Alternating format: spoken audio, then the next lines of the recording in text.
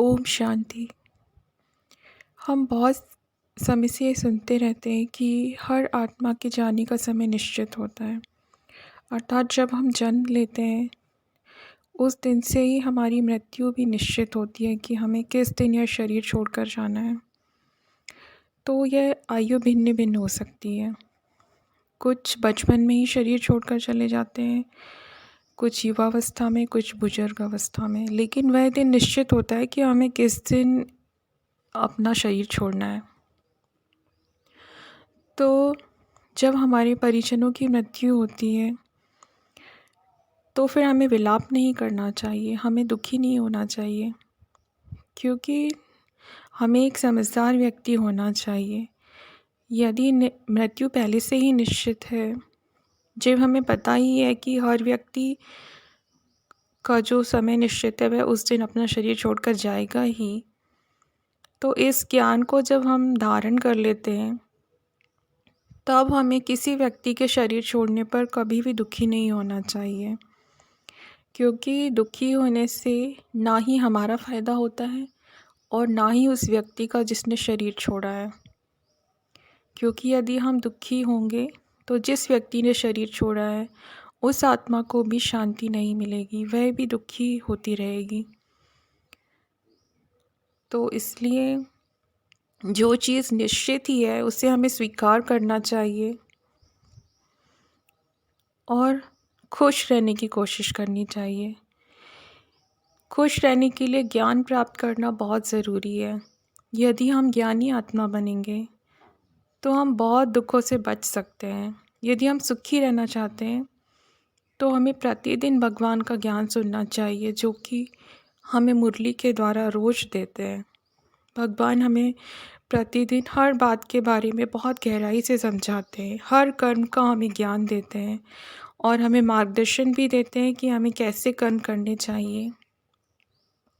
वास्तव में जब कोई व्यक्ति शरीर छोड़ता है तो वह मृत्यु व्यक्ति की नहीं होती, वह तो सिर्फ अपना शरीर बदलता है। अर्थात एक शरीर छोड़कर वह दूसरा शरीर लेकर के फिर से जन्म ले लेता है और यह क्रम तो चलता ही रहता है, क्योंकि आत्मा की कभी मृत्यु नहीं होती है।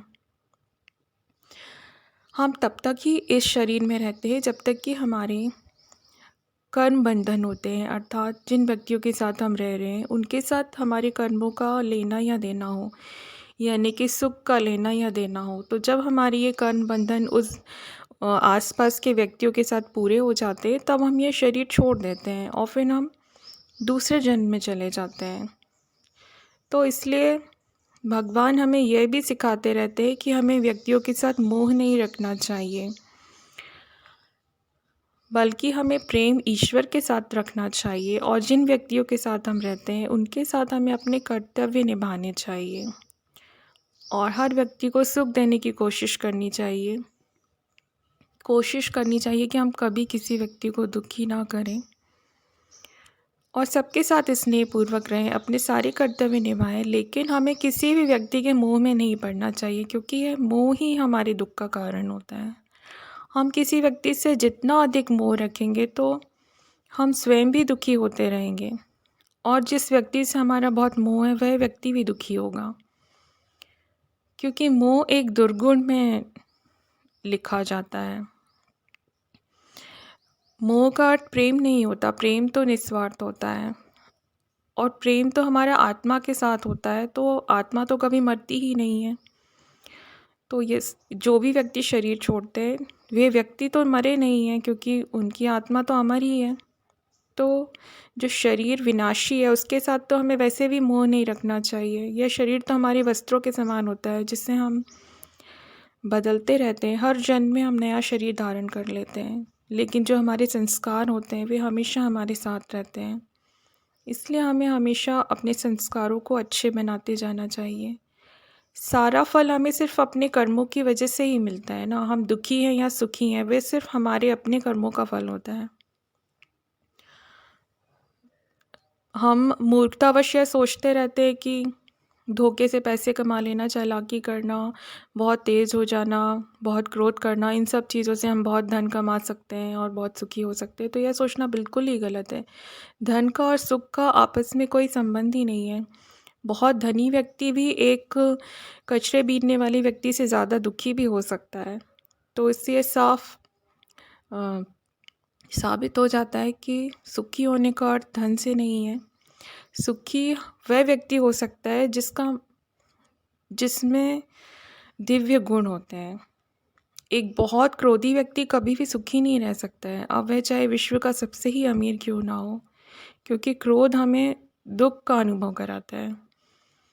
तो जब हम दिव्य गुण धारण करेंगे, जब हम शांत रहना सीखेंगे, संतुष्टि रखना सीखेंगे, किसी से बदला लेने की भावना मन में ना हो। अब यदि कोई बहुत अमीर व्यक्ति और उसके मन में किसी से बदला लेने की भावना है, तो यह भावना तो कभी भी सुख का अनुभव नहीं कराती है। यह भावना हमें हमेशा दुखी रहने देती है।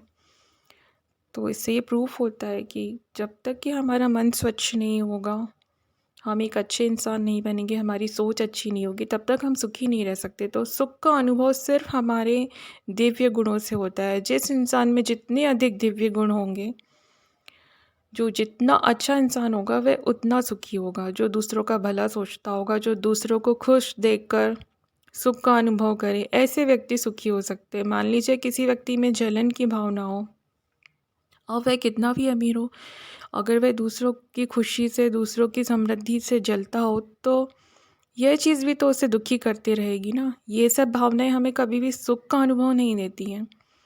तो इन सब चीज़ों से ये प्रूफ होता है कि जब हमारा मन स्वच्छ हो जाता है तो ही हम सुख का अनुभव कर सकते हैं।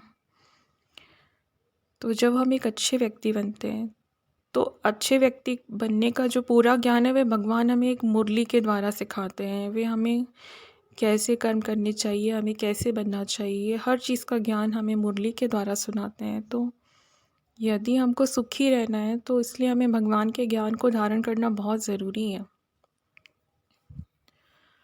तो इसलिए किसी भी व्यक्ति के शरीर छोड़ने पर अनावश्यक कभी भी दुखी नहीं होना चाहिए, बल्कि उस आत्मा को आगे की यात्रा के लिए हमें खुद को भी शांति देना चाहिए और उस आत्मा को भी ईश्वर के वाइब्रेशन दे, जिससे वह आत्मा भी अपने आगे के मार्ग पर अच्छे से आगे बढ़ सके।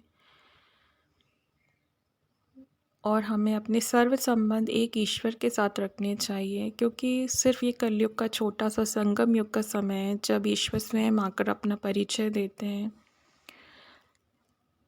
इस समय ही हमें उनकी पहचान मिलती है। तो इसलिए हमें जितने भी अपने संबंधों का सुख लेना है वह एक ईश्वर से जोड़े, जो कि निराकार ज्योति बिंदु स्वरूप परमात्मा है, परम धाम में रहते हैं। उनका नाम शिव है, जिनकी पूजा हम शिवलिंग के रूप में करते हैं।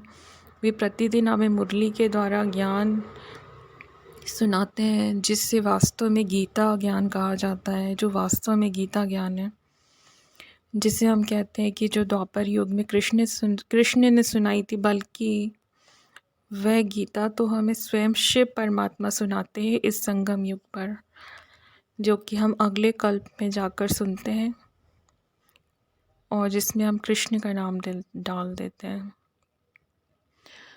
तो इस समय स्वयं परमात्मा के ज्ञान को डायरेक्ट सुनना चाहिए और उनके बताए हुए निर्देशों पे आगे बढ़ना चाहिए, जिससे कि हमारा जीवन बहुत सुखी हो सकता है।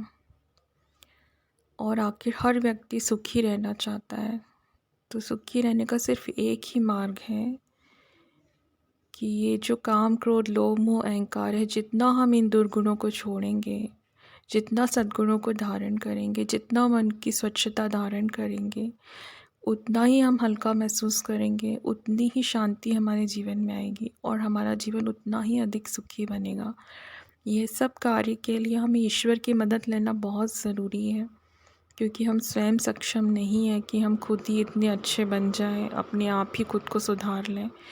तो ईश्वर हमारी बहुत मदद करते हैं। हम जितना अच्छा संबंध अपना ईश्वर से जोड़ेंगे, जितना हम भगवान को याद करते हैं, जिन्हें शिव कहते हैं, जितना ही ज़्यादा हम ईश्वर को याद करेंगे, तो ये जो दिव्य गुण है ये उतने ज़्यादा हमारे जीवन में धारण होंगे, उतनी ज़्यादा सुख शांति हमारे जीवन में आएगी। ओम शांति।